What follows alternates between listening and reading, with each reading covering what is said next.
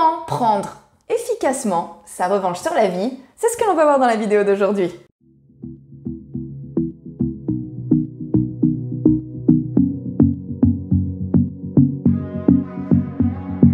Salut mes petits bichons, j'espère qu'aujourd'hui ça va. Moi, vous, comment ça va, vous? Je devais prendre une grande inspiration avant de préparer ma rentrée 2023 et avant de vous aider à préparer votre rentrée 2023. On en parlera dans une prochaine vidéo. Voilà, j'ai essayé de m'attacher les cheveux. Je suis toujours pas contente. Pourquoi? Parce que quand j'essaie de m'attacher les cheveux, il y a des bébés cheveux comme ça qui arrivent de partout. J'en ai marre. Que je vais faire de ce truc. Mes cheveux ont changé de couleur, de longueur, de densité, de matière et je suis toujours pas contente. À ce stade-ci, je vais les raser. Voilà, ça me gonfle. Voilà. Sinon, ça va vous? Alors, dans la vidéo d'aujourd'hui, je vais vous expliquer comment prendre efficacement votre revanche sur la vie. On va parler, alors là, je suis pas peu fière de vous le dire. Assez régulièrement, je vous raconte un petit peu toutes les erreurs que je commets, toutes les boulettes que j'ai faites, tous les mauvais schémas dans lesquels j'ai été coincée, etc. Mais alors, cette fois-ci, je vais vous parler, dans son fierté, d'une de mes vraies spécialités parce que j'ai, entre guillemets, un grand super pouvoir initial qui est à moi et qu'on pourra jamais m'enlever, c'est ma résilience. Voilà, ma barrette se barre en live, j'en ai marre.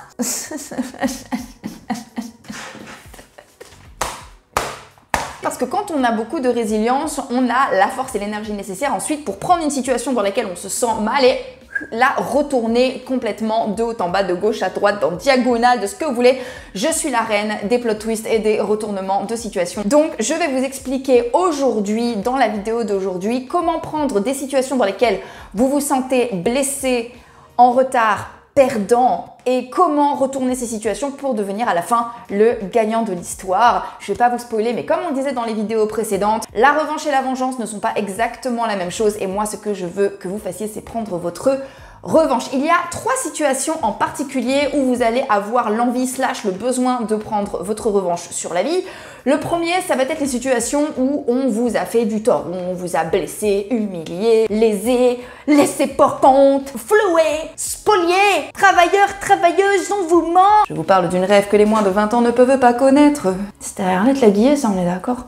Donc les situations où vous avez été le perdant de l'histoire parce que quelqu'un avait des intérêts personnels qui allaient à l'encontre de vos intérêts à vous et du coup cette personne a complètement défoncé vos intérêts personnels, vous laissant sur le bas-côté avec vos yeux pour pleurer et peut-être de l'argent en moins, un peu moins de confiance en l'humanité, ce que vous voulez. La deuxième situation où vous pouvez avoir envie de prendre votre revanche sur la vie, c'est celle où vous avez vécu un coup du sort qui n'est du fait de personne, mais que ce coup du sort, ça peut être un problème d'argent, ça peut être le fait d'avoir été viré, ça peut être le fait d'avoir été quitté, parce que parfois on vous quitte, mais sans pour autant être quelqu'un de mauvais, juste parce que ça arrive, ou alors parce que vous avez perdu quelqu'un dans votre vie, ou vous avez perdu de l'argent, vous avez perdu un poste, etc. Et là, vous allez devoir prendre justement les situations et la retourner également, parce que dans tous les cas, c'est important quand on vit des moments difficiles de sortir vainqueur de la situation.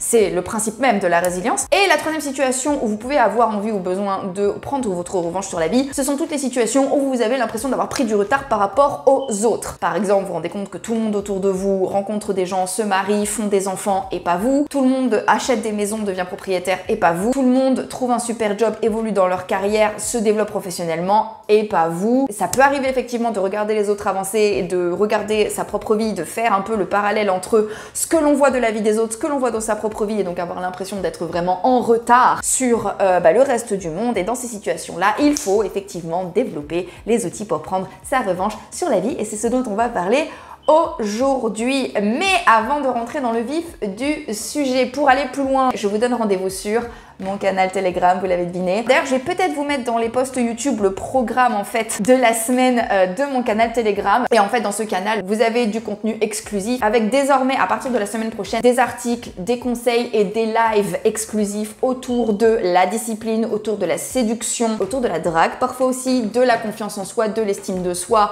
et du développement personnel justement au masculin. Et pour rejoindre ce super canal Telegram, vous pouvez scanner le QR code qui est juste ici et qui est absolument de toute beauté parce que je suis dessus, c'est normal. Sinon, vous pouvez aller dans le commentaire ou dans les commentaires épinglés ou en barre d'infos, vous avez le lien. Vous avez le lien, vous pouvez cliquer et vous rejoignez le canal. Ceci dit, on va pouvoir entrer dans le vif du sujet.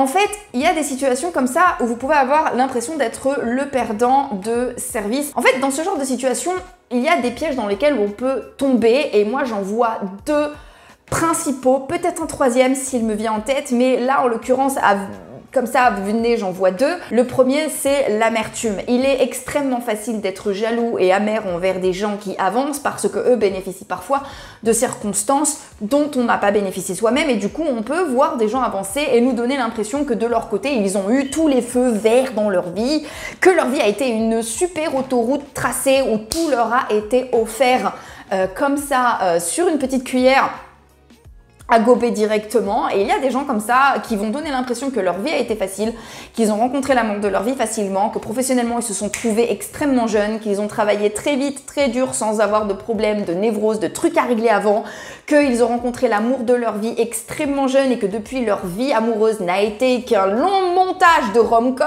On sent le ressentiment dans mon regard un petit peu au bas quand même. Et dans ces situations-là, l'amertume peut nous pousser, plutôt que d'essayer de prendre ses responsabilités, l'amertume peut nous pousser à regarder la vie des autres et à leur reprocher d'avoir eu une situation plus simple que la nôtre, et on peut même carrément se cacher en fait derrière justement ces différences de circonstances pour justifier nos propres échecs ou pour justifier le fait d'abandonner ou voire même de ne même pas essayer, et c'est la pire erreur à faire parce que dans tous les cas, je vous le dis mes petits bichons, peut-être que vous pouvez dire à haute voix, écrire, crier que les circonstances n'ont pas été en votre faveur et que c'est pas de votre faute si justement vous n'êtes pas parvenu à être là où vous voulez être dans votre vie alors que tout le monde y est parvenu en apparence, sauf vous. Et à cela j'aimerais répondre qu'il ne faut pas confondre les concepts de faute et de culpabilité qui ne sont pas tout à fait la même chose. Je vous donne un exemple qui va peut-être parler à plein de gens. On a tous grandi avec des parents imparfaits, on a tous grandi dans des circonstances un petit peu spéciales, un peu particulières. Et ces événements négatifs qui nous sont arrivés quand on était plus jeune, ça peut être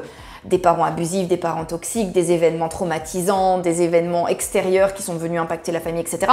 On peut comme ça avoir l'impression que la vie est trop injuste parce que la vie nous a mis des bâtons dans les roues selon notre perception des choses. Et effectivement, la question qu'on peut se poser dans ce genre de situation, c'est ok, est-ce que ces événements étaient de votre faute?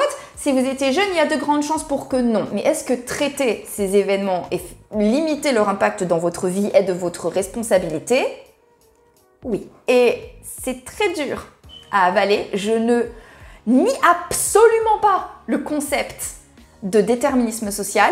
Je le connais que trop bien en ayant grandi dans un quartier dit sensible et en étant moi-même à moitié d'origine maghrébine. Je sais absolument de quoi on parle. Mais, encore une fois, est-ce de ma faute?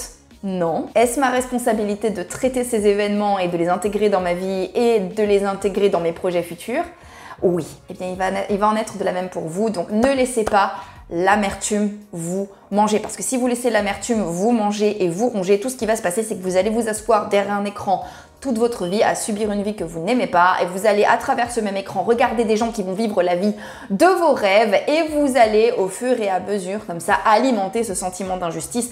Or, il y a chez l'être humain ce que l'on appelle le biais de la croyance en un monde juste, et en fait le fait d'être tourmenté comme ça par les injustices de sa vie, ça va vous condamner à une vie de tristesse, je vous le dis. Mauvaise idée. La deuxième chose qu'il ne faille pas faire, c'est le désir de vouloir faire payer aux autres. Alors bien sûr, on en avait déjà parlé, la neutralisation n'est pas la même chose que l'élimination, et parfois il faut éliminer des gens, mais comme je l'ai probablement déjà dit sur cette chaîne, l'énergie que vous allez dépenser à mettre des bâtons dans les roues des gens et à essayer de leur empêcher d'atteindre leurs propres objectifs, c'est de l'énergie que vous pourriez mettre à votre propre service pour vous-même atteindre vos propres objectifs, ce qui est infiniment plus intéressant. Là, ce sont les erreurs à ne pas commettre. Mais pourquoi est-ce que l'on peut tomber dans ces schémas? Tout d'abord, tout simplement parce que personne ne tolère d'être le loser de service. Personne n'a envie de quitter cette terre en étant le loser de l'histoire. Personne n'a envie que les gens, quels que soient les endroits que l'on va quitter dans notre vie, personne n'a envie que les gens pensent à nous, se rappellent de nous comme le perdant de l'histoire. Et donc, c'est quelque chose qui va nous ronger de l'intérieur.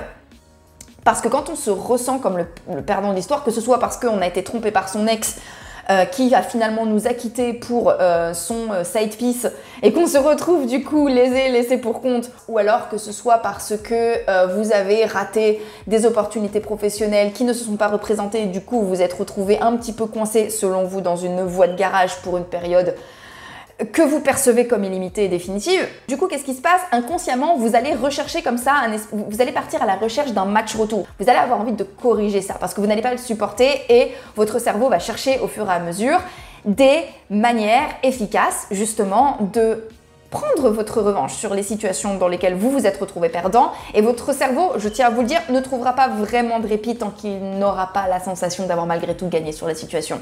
Donc il faut réfléchir à trouver la paix avec les circonstances dans lesquelles vous êtes retrouvé plus jeune et prendre sa revanche sur les événements et non pas sur les gens est la manière la plus efficace de trouver la paix. Alors comment est-ce qu'on fait, Jamie? Eh bien je vais vous l'expliquer tout de suite après un jingle fait à la main dont je suis particulièrement fière. Alors la première chose à faire, c'est écarter de son champ de vision les gens qui réveille en nous une certaine jalousie, d'accord? Juste mettre de côté les informations que l'on n'a pas envie d'avoir leur concernant. Je sais que ça peut être un petit peu compliqué quand c'est des gens qu'on apprécie. Évitez par exemple de traîner sur les réseaux sociaux, d'aller scroller justement notamment sur Instagram qui est le temple des gens qui ont une vie meilleure que la tienne. Et concentrez-vous surtout sur votre progression. Demandez-vous où vous êtes maintenant, regardez aujourd'hui en face la situation dans laquelle vous êtes. Ça peut être ok, j'ai perdu mon job et du coup je me retrouve à faire un job alimentaire. Ou ok, j'ai perdu mon entreprise et du coup je me retrouve à faire quelque chose que je déteste. Ou ok, mon ex et moi nous sommes séparés et la prochaine femme avec qui je vais sortir sera probablement moins bien. C'est faux, j'ai pas de boulot, je dois en trouver un, je suis célibataire, je suis beaucoup trop timide, je dois penser mes plaies, ce que vous voulez. Regardez la situation dans laquelle vous êtes aujourd'hui et concentrez-vous sur améliorer cette situation en faisant abstraction du bruit extérieur. Isolez-vous et pendant les premiers temps surtout, concentrez-vous sur vous et concentrez-vous sur votre progression. Arrêtez tout et ne donnez pas d'énergie ailleurs. L'énergie que vous avez, vous allez devoir la concentrer sur vous pendant quelques temps parce que là, vous allez devoir vous occuper de votre propre vie. Et pour cela, il va falloir éliminer tout ce qui peut bouffer votre énergie et vous empêcher justement de vous concentrer sur votre propre vie. Et accepter pendant un temps, ça peut être 6 mois, ça peut être 1 an, ça peut être 3 mois, ça peut être 2 ans, d'être égoïste. Ça va arriver. J'ai envie de retirer les barrettes que j'ai dans les cheveux.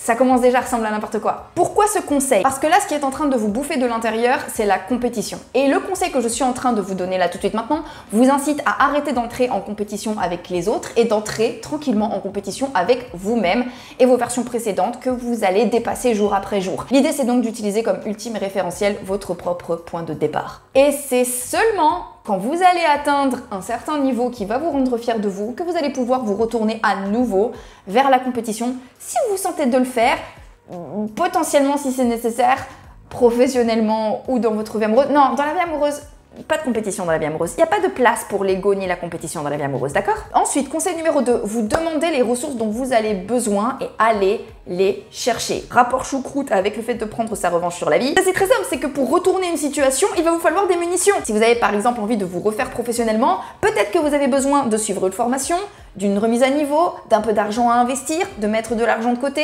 de trouver des nouveaux partenaires. Demandez-vous de quoi vous avez besoin pour retourner votre situation. De l'argent, des locaux, des connaissances, des compétences, etc. Et là, je me concentre d'abord pour le conseil que je suis en train de vous donner maintenant sur des choses qui ne relèvent pas de vous intrinsèquement, qui ne relèvent pas de votre personnalité, qui ne relèvent pas exactement de votre pouvoir ou de vos connaissances ou de vos qualités ou de vos compétences. Là, je vous parle vraiment des choses dont vous avez besoin sur le plan technique, matériel, logistique, organisationnel, appelez ça comme vous voulez. Conseil numéro 3, travaillez votre self-concept. Alors les gars, au niveau du self-concept, on est là tout de suite maintenant, à l'heure où on parle, dans l'effet Dunning-Kruger, ok, j'en ai entendu parler il y a 3 semaines, ça a révolutionné ma life, vous allez en bouffer, vous n'avez pas le choix. Mais pourquoi est-ce que c'est important de travailler son self-concept?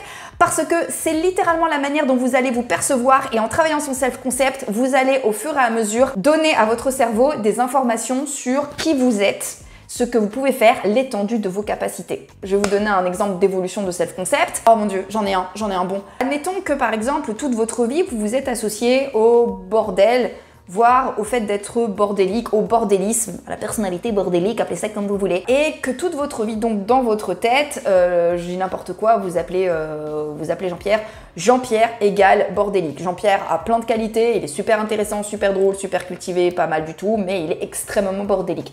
Problème, pour avancer dans votre vie, vous allez avoir besoin de devenir un petit peu plus ordonné, organisé et d'avoir une maison mieux rangée, par exemple, parce que vous vous êtes rendu compte que c'est ce qui a mené à votre rupture avec votre ex et du coup ça nourrit chez vous quelque chose qui vous fait extrêmement mal. Il va falloir travailler non seulement votre compétence d'organisation et d'ordre, mais également il va falloir travailler sur votre self-concept. Donc ce qu'il va falloir faire, ça va être des exercices d'ordre, des exercices d'organisation au quotidien. Vous allez d'abord commencer avec votre niveau actuel qui peut être bas et au fur et à mesure augmenter votre niveau de manière régulière. Et en fait, au quotidien, en prenant soin de votre maison, en l'ordonnant correctement, en commençant doucement avec des routines qui vous semblent à votre portée et au fur et à mesure, en devenant de plus en plus rangé, de plus en plus organisé, votre cerveau va enregistrer la nouvelle compétence, la nouvelle qualité que vous êtes en train d'intégrer et il faut en moyenne 60 jours, mais ça peut aller de 21 à 90 jours pour modifier concrètement une habitude.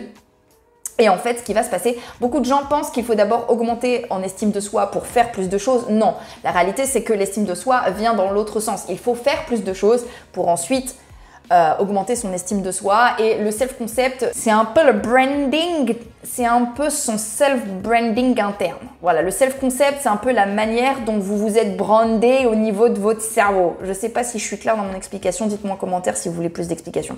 Est-ce que je vous ferai une autre vidéo sur la discipline et la procrastination? Dis donc, vous allez en bouffer toutes les semaines là aussi, pas de choix. Et enfin, dernier conseil, prendre sa revanche sur la vie, c'est avant tout prendre sa revanche sur une situation, avoir la sensation, comme je le disais en début de vidéo, d'avoir gagné le match retour, mais il est très nécessaire et très important de déterminer quelle est la revanche à prendre et quels sont les résultats qui pour vous vont être assimilés à une revanche. Dans la plupart du temps, ce qui va vraiment vous permettre de gagner la paix et de vous sentir mieux, ça va être les situations où vous allez vous retrouver dans des situations similaires qui vous ont fait perdre au préalable et vous retrouver à gagner. C'est le truc qui va vous rendre la paix, c'est souvent le truc qui peut donner l'impression d'avoir gagné. Je n'arrive pas à croire que j'arrive à garder mon sérieux avec cette coupe de cheveux.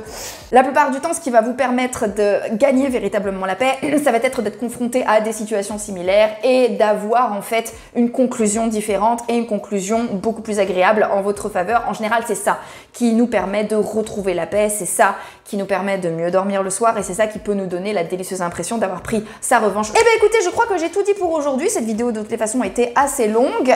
Cette vidéo est terminée. Abonnez-vous si cette chaîne vous plaît. Si cette vidéo vous a plu, vous me mettez votre plus gros pouce. Moi en attendant, je vous embrasse et comme d'habitude, n'oubliez jamais que dans la nature, les individus qui survivent ne sont pas les plus forts, mais ceux qui s'adaptent. Prenez soin de vous.